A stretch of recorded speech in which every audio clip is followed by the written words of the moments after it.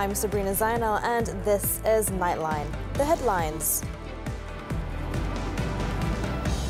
Traffic building up on several major highways.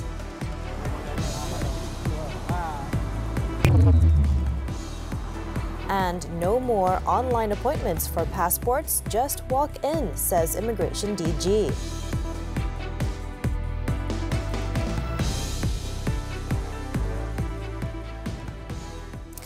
Hari Raya Aidilfitri is just a few days away, and Malaysians for the first time have started to travel back to their hometowns to celebrate Hari Raya after 2 years under the Movement Control Order, MCO. For those who are planning to make a move early on Saturday, let's cross over to our reporter Muhammad Alif Yunus at the Duta Toll Plaza for traffic updates. So Alif, how's traffic looking? I'm now here at northbound Jalan Duta Toll Plaza. As you can see behind me, the traffic has started to pile up as city dwellers have started their journey heading back to their respective hometown to celebrate Hari Raya Aidilfitri. With the toll exemptions and discount offered by the government starting midnight, many are also using this cost-saving opportunity for their balik kampung journey, and it is estimated around 2 to 4 million vehicles will be on the road during this festive period. Earlier, I spoke to few highway users on their balik kampung journey. Let's take a listen. Tahun ni meriah sikit lah sebab dah endemik kan. Saya rasa tahun ni meriah, dapat jumpa keluarga. Lama tak dah balik kampung dah. Siapa yang paling excited sekali dah kalau cerita pasal balik kampung ni? Oh, saya nak jumpa mak ayah je bang. Jumpa mak ayah, family dah lama tak jumpa. So sekarang ni pun kerajaan ada umumkan pasal inisiatif toll free and toll discount pada musim perayaan ni. Apa pandangan abang dengan benda ni? Adakah benda ni satu benda yang bagus ataupun abang rasa macam benda ni patut dibuat untuk setiap tahun ke? Baguslah, memang elok buat setiap tahun lah kan. Untuk kemudahan orang balik kampung kan. Baru tadi saya check Waze. Dekat-dekat Ipoh, Tapas semua tu nampak macam memang jam, merah. So saya rasa memang dah standby lah. Memang akan jam. Sekarang apa pandangan abang dengan inisiatif daripada kerajaan? Kan diorang bagi free toll ni, free dengan discount toll ni. Abang rasa adakah benda ni satu benda yang bagus untuk rakyat Malaysia ke, ataupun perlu diteruskan sepanjang tahun untuk musim perayaan? Ya, satu benda yang bagus lah. Sebab saya fikir dari segi student-student yang balik apa semua kan. So bagi diorang, even bagi saya pun memang banyak memudahkan urusan saya lah. Sebab free kan. Berapa banyak abang rasa abang boleh jimat compare tu kalau setiap kali? Dari sini, dari Duta pergi ke kampung saya exit dekat Kuala Kangsar, RM25 tak silap saya. So saya dah jimat RM25 kat situ kan. Alhamdulillah lah, bagi saya sebagai rakyat Malaysia, rasa berterima kasih kepada kerajaan lah atas inisiatif yang diambil tu. Sedikit sebanyak meringankan beban rakyat. Dan kita pun nak balik raya ni, sedikit sebanyak menguntungkan rakyat lah. Terima kasih banyak-banyak lah. Meanwhile, here's some latest update on the traffic condition. LLM reports that in KL to Karak Highway, traffic are moving slowly, and on the Plus Highway, there has been reports of 2 accidents heading north. For members of the public who have yet to start their balik kampung trip, here's some reminders to ensure you will arrive safely and have a smooth journey. First is to make sure to plan your trip by following the travel time advisory issued by the highway operators, and please ensure your vehicle has been maintained. And thirdly, stop if you start to feel tired or sleepy or whenever necessary. And last but not least, to obey speed limit and traffic rules. That's all from me here at Jalan Duta Toll Plaza. Back to you, Sabrina. Thank you for those updates, Alif. Now, meanwhile, 63% of train tickets have been sold under electric train service ETS, ETS Tambahan, Kereta Api Tanah Melayu, KTM Intercity and Express Khas Keluarga Malaysia from April 23rd until May 8th. Transport Minister Datuk Seri Wika Siong said with more than 154,000 tickets having been snapped up, there are only about 89,000 tickets left for all the train services. Ikut rekod train khas Express Keluarga Malaysia dari KL Central ke tempat telah habis dijual, dan KTM menambah 180 tempat duduk lagi untuk menampung perintah. namun habis juga. Itu betapa larisnya laku tiket ini. Dan manakala laluan tempat Kuala Lumpur Central pada 7 Mei 2022 hanya tinggal 246 tempat duduk superior. Datuk Sri Wee said 160,000 ETS tickets and over 4,000 ETS additional tickets were also offered from April 23rd, and ticket sales have exceeded 80%. He added that only 24% of KTM intercity train tickets, or 19,000 tickets, have been sold out of 79,000 tickets provided. Datuk Sri Wee said this to reporters after handing out Hari Raya packs to ETS passengers at KL Central on Friday. Some 1,000 Hari Raya packs consisting of biscuits, Hari Raya envelopes and 5 ringgit promo vouchers were distributed to passengers. The government is determined to find solutions to the sudden surge in construction cost as a result of the Russia-Ukraine conflict, as it's affecting house prices. Prime Minister Datuk Sri Ismail Sabri Yaakob said in this regard, the National Affordable Housing Council will find solutions to address the problem as well as to make it easier for people to own houses. The Prime Minister said this at the groundbreaking ceremony of Prima Corporation Malaysia Residency Astrum Ampang on Friday. He said the government aspires to build 500,000 affordable homes for Keluarga Malaysia under the 12th Malaysia Plan towards realizing the one family, one house vision. Aspirasi ini sangat dekat di hati saya dan pihak kerajaan memahami kerisauan anak-anak muda untuk mempunyai tempat untuk berteduh, terutamanya selepas mereka bersara. Meskipun berlaku peningkatan kos binaan mendadak akibat konflik antara Rusia dan Ukraine yang akan memberi kesan kepada harga rumah, kerajaan beriltizam untuk memastikan satu rangka penyelesaian disediakan. Datuk Sri Ismail Sabri said the government is aware of the need for houses by Keluarga Malaysia, whereby immediate and long-term measures had been outlined to resolve the matter. He said this is also in line with efforts to strengthen ownership of affordable houses for the bottom 40% or B40 and middle 40% M40 income groups to prevent them from bearing a heavy financial burden. He noted that efforts are also being made by other government agencies such as Prima, and the Premier thanked the agency for responding to the government's call to build more affordable homes under the 12 MP and offer housing financing solutions for Keluarga Malaysia, especially the young people.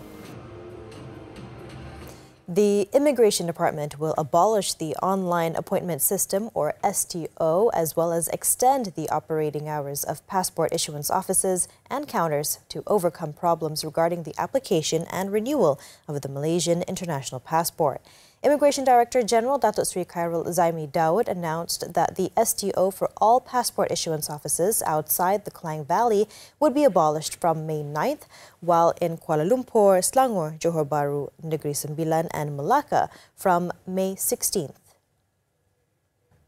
Datuk Sri Khairul Zaimi, in a statement on Friday, said that all passport issuance offices in Kuala Lumpur, Selangor, Putrajaya, Johor Bahru, Negeri Sembilan and Melaka would operate every Saturday from 8 a.m. to 1 p.m. beginning May 14th. Apart from that, the operating hours of immigration counters at the Urban Transformation Centres UTC in Kuala Lumpur, Selangor and Johor Bahru would be extended to 10 p.m. starting May 16th. He said the difficulties faced by Malaysians were due to the sharp increase in passport application and renewal following the reopening of the country's borders from April 1st, causing the online system to be congested. A total of 151,173 passports were issued nationwide from April 1st to 26th. On average, 8,000 passport applications were received daily, an increase of about 40% compared to before the reopening of borders. Now, here's a message from the Health Ministry. Show your status to owners of high-risk premises before you enter such places. Its Minister Khairi Jamaluddin said the move is necessary as the public, especially diners, will take off their masks to eat. He stressed that it is important for the people to cooperate and not be reluctant to show their status, as it was for everyone's safety. On Friday, the health minister said this was also to ensure that COVID-19 positive people do not go to restaurants and eat. He noted that nobody would want to be seated next to someone who is positive for COVID-19. Khairi said this was agreed upon on Friday during an engagement session with retail and shopping complex associations. He also pointed out that it is still an offence for COVID-19 positive individuals to be outside, as the person is required by the law to isolate. Khairi stressed that Malaysia is still in a pandemic and Act 342 is still in effect, and as such, he has yet to declare Malaysia as a non-pandemic. Asked about people using the screenshot status of others to enter premises, Khairi said it boiled down to the individual's honesty. He said as Malaysia is in the transition phase, it is important for people to be honest, and said that the people should be ashamed if they were cheating. He said, quote, "I am already tired of being the health police," unquote. Moving on, the power to provide asylum to Rohingya refugees in the country should only be given to Malaysian authorities, not other third-party agencies. Home Minister Datuk Sri Hamzah Zainuddin said many Rohingya refugees in the country claim that they are registered by the United Nations High Commissioner for Refugees, UNHCR, but the authenticity of their claims are questionable. Kita sedang mencari jalan untuk hanya menerima pengesahan kad yang dikeluarkan oleh agensi di bawah Kementerian Dalam Negeri, bukan oleh mana-mana pihak yang mengaku bahawa ini kad yang sah daripada UNHCR. Siapa nak pastikan? Malaysia yang patut pastikan sama ada orang itu sah boleh tinggal dengan kad yang boleh kita berikan. He said today there are more than 150,000 refugees registered with UNHCR, adding that the sole registration agency in the country is the National Registration Department, NRD, led by its Director General, Datuk Ruslin Jusoh. The Home Minister said that Datuk Ruslin is the most legitimate registrar of individuals in the country. In other news, police are assembling photo fits and acquiring the profiles of the remaining 61 Rohingya inmates who escaped from the Rilau Temporary Immigration Detention Depot in Bandar Baru. Kedah Police Chief Commissioner Wan Hassan Wan Ahmad said the photo fits and profiles would be released to the public once it was ready. Supaya bila ada tangkapan nanti makna tahu bahawa mereka ini adalah merupakan pernah lari daripada pusat tahanan. Kerana kita pun tak tahu kalau katalah kita tak keluarkan gambar itu, mungkin orang lain tangkap, dia tak tahu bahawa mereka ini pasal nama tu mungkin boleh bertukar-tukar. Wan Hassan said this to reporters after a visit to Bukit Kayu Hitam Tactical Base in conjunction with Hari Raya Aidilfitri.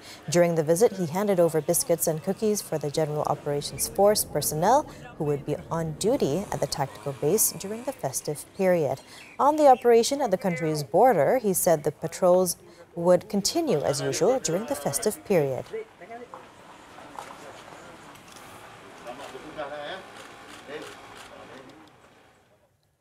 Perak Police will focus on 40 black and hot locations of accidents, including deadly accidents at Ops Selamat 18 beginning Friday until May 8th. State Police Chief Datuk Muir Faradal Atrash Wahid said the measure was taken to reduce road accidents in the 9 districts of the state. Black spot. Di Mualim ada 3 tempat, Mualim. Di Taiping ada 4 tempat. Di Manjung ada 5, Hili Perak ada 2, Gerik ada 3. Dan seluruh kawasan tersebut tadi ada 16 lokasi yang kita kena pasti sebagai kawasan black spot. Black spot ni apa? Sebab saya kata tempat kawasan prone area kebalangan Jalan Rimau. He said this after launching Ops Selamat 18 and the road safety campaign in conjunction with Hari Raya Aidilfitri at the Ipoh Selatan Toll Plaza. He added that 23 other hotspots where accidents took place were identified in the districts of Manjung, Taiping, Tapah, Hilir Perak, Perak Tengah, and Kerian. According to him, summons will be issued to road users who commit 5 major offences, including flouting the speed limit, driving in the emergency lane, and overtaking at double lines. For the offence of using a communication device while driving, he said the offender will not be charged with a compound, but will be hauled to court. Ops Damat also focuses on the safety of property and residential premises, as well as reducing the burglary crime rate during the festive season. Shopee's parent company C Limited with YTL, Axiata's Boost with RHB Bank, Grab Singtel with Kwok Brothers are among the 5 successful consortiums for the digital bank licenses announced by Bank Negara on Friday. The remaining 2, Aeon Financial Service, Aeon Credit Service with MoneyLion, and a consortium led by KAF Investment Bank are under Islamic Financial Services Act. 3 out of the 5 consortiums are majority owned by Malaysians, namely Boost Holdings and RHB Bank, C Limited and YTL Digital Capital, and KAF Investment Bank. According to the central bank, all 29 applications received were thoroughly assessed. The successful applicants will undergo a period of operational readiness validated by BNM through an audit before they can commence operations. This process may take between 12 to 24 months.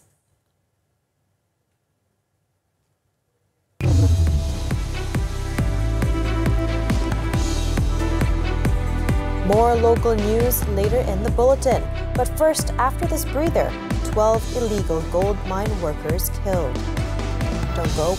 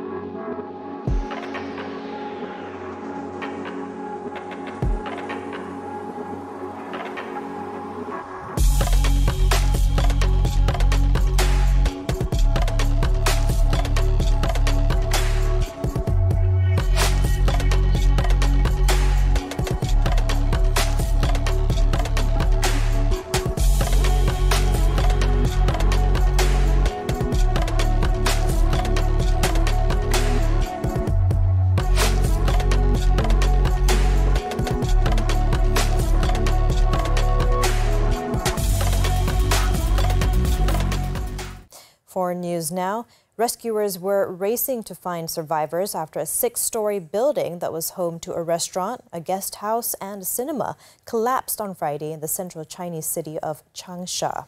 Authorities said more than 130 rescuers with heavy rescue vehicles and emergency power trucks are combing the area to find survivors. A large number of ambulances were also seen leaving the site. The number of casualties and the causes of the incident are being investigated. Building collapses are not uncommon in China due to weak safety standards and corruption among officials tasked with enforcement.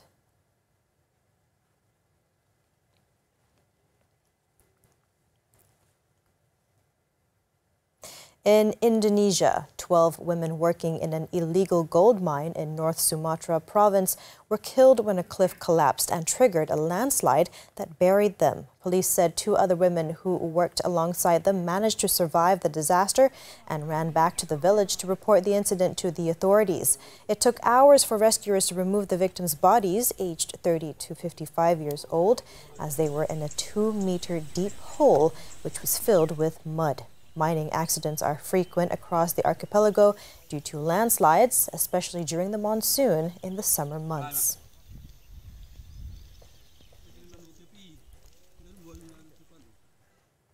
Israeli forces have again stormed Al-Aqsa Mosque compound and injured 42 people on Friday as a series of violence at the Flashpoint site continues. According to the Palestinian Red Crescent, 22 people had been taken to hospital for multiple injuries. At least 3 people had been arrested for allegedly throwing stones and 1 for inciting the mob.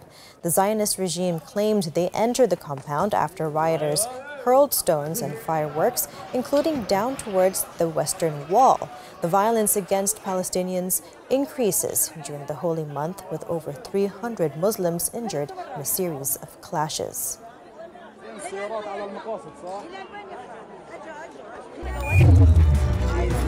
But look at how you would expect a bridge catch fire. Look at this.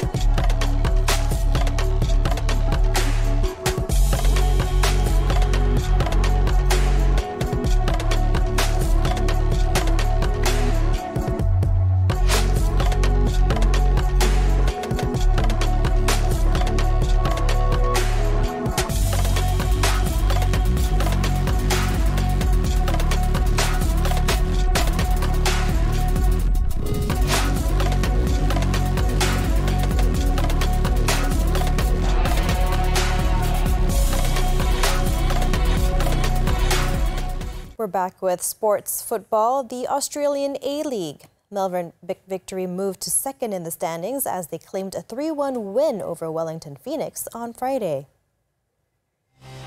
Victory opened the scoring as early as in the second minute when Nicholas D'Agostino finished off Jason Davidson's precise cross. Phoenix drew level in the 26th minute as Gail Sandoval converted a penalty after Lee Broxham was fouled inside the area. Victory got their own spot kick 1 minute after the hour mark after Lewis Fenton handled the ball in the box. Jake Brimmer calmly sent the goalkeeper to the wrong way to make it 2-1. Marco Rojas put the result beyond doubt 12 minutes from time with a header from close range, sealing a 3-1 win. The 3 points saw Victory move into second place of the table with 45 points, while Phoenix remained in 5th place. Still on football, while Liverpool's Jurgen Klopp has extended his contract at Liverpool, Manchester United interim manager Ralf Rangnick has taken a new role as coach of the Austrian national team. Austria said Rangnick has agreed to a 2-year deal with an automatic 2-year extension through the 2026 World Cup if Austria qualifies for the 2024 European Championship.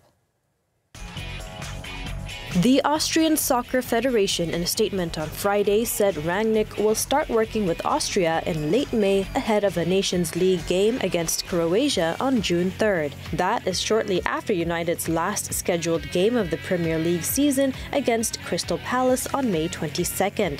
Rangnick on Thursday said that he planned to continue in a role with United as a consultant when Erik ten Hag arrives as manager at the end of the season, and that the arrangement would leave space for another job.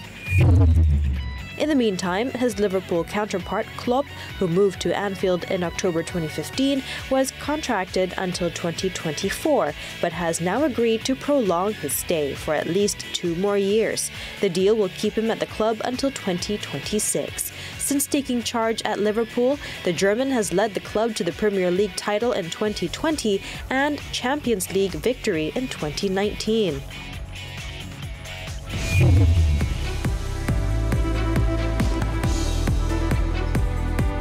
2 men charged for murder of Indonesian lady. More from the local front when we return.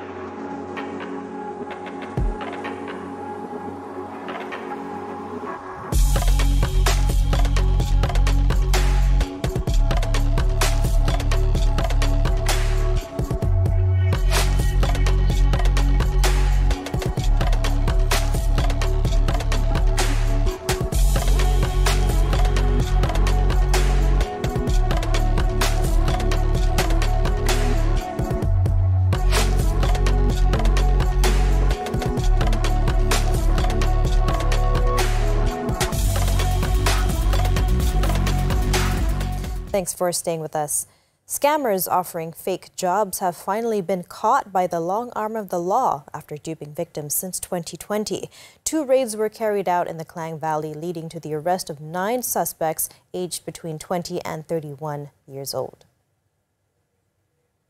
Bukit Aman Commercial Crime Investigation Department Director Datuk Muhammad Kamaruddin Maddin, in a statement on Friday, said that the group operated by offering fake job offers in Australia via online advertisements. Datuk Muhammad Kamaruddin said once a potential victim shows interest, they will be told to prepare their documents for the supposed jobs and pay several fees. The syndicate will charge around 1,400 ringgit for the processing costs, and a screenshot of their application will be sent to reassure the victims. The scammers would then send copies of fake documents to the victims using letterheads from the Australian Department of Home Affairs. Investigations showed that the group targeted locals and foreigners staying in Malaysia. Based on information gathered, 1,023 people have lodged complaints regarding this scam. A total of 28 police reports have also been received, with losses amounting to 155,472 ringgit. A detainee who escaped from the lockup Berpusat Bayan Baru in Georgetown, Pulau Pinang at around midnight on Tuesday has been rearrested by police. State Police Chief Datuk Muhammad Shuhaili Muhammad Zainal on Friday said the 33-year-old suspect was rearrested in Batu Kurau, Perak. Kita telah dapat menangkap semula beliau semalam lebih kurang jam 6 petang di sebuah chalet di kawasan Batu Kurau. Dengan lebih dekat Datuk Muhammad Shuhaili said when found, the suspect had severe skin allergy and has been sent to the hospital for treatment. The suspect has been remanded for 4 days to assist investigations into the incident. Datuk Muhammad Shuhaili said initial investigations found that the suspect had escaped by himself without any help. However, police are still investigating how he ended up in Batu Kurau.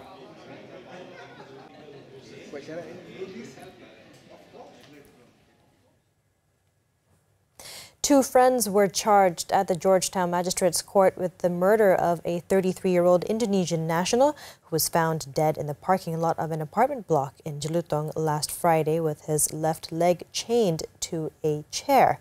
No plea was recorded from 52-year-old Dino Antonio Felix and 45-year-old Ng Se Hao when the charge was read before Magistrate R. Manumani.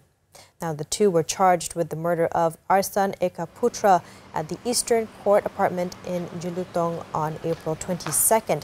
The charge was framed under Section 302 of the Penal Code, read together with Section 34 of the same code.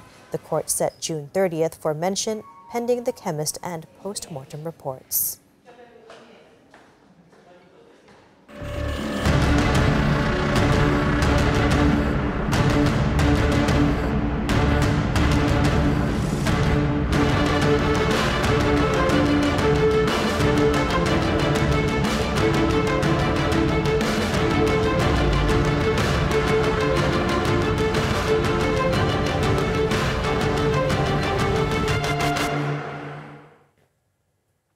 As we wrap up Nightline this time around, let's take a look at visuals of the Moroccan city of Safi, which is celebrated for its colorful ceramics. The city also prepared a file in order to classify the ceramic skills of Safi as an intangible heritage on the UNESCO list. With that, I'm Sabrina Zainal. Thank you for tuning in, and to our Muslim viewers, Selamat Bersahur.